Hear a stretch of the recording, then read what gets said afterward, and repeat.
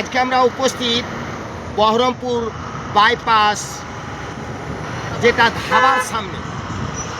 আপনাদের সকলকে আমার আন্তরিক ভালোবাসা শুভেচ্ছা জানিয়ে আমার কিছু কথা আপনাদেরকে শোনাচ্ছি।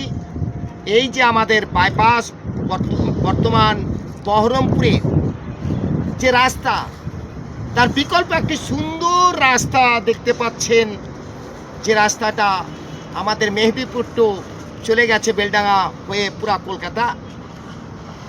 এই সমস্যা সমাধানের মেন আজ বহরমপুর আমাদের গর্ব, মুর্শিদাবাদের।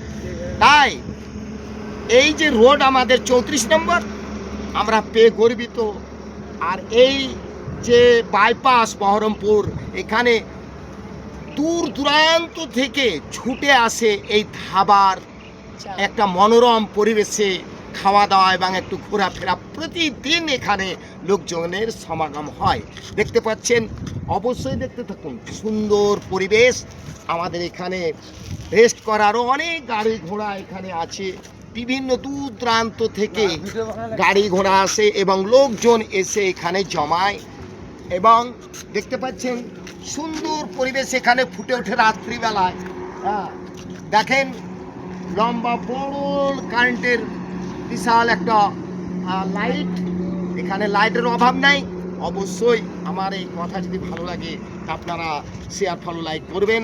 আমি মোহাম্মদ ইয়ার আলী, সকলকে আমার অভিনন্দন শুভেচ্ছা ভালোবাসা দিয়ে আমি শেষ করলাম।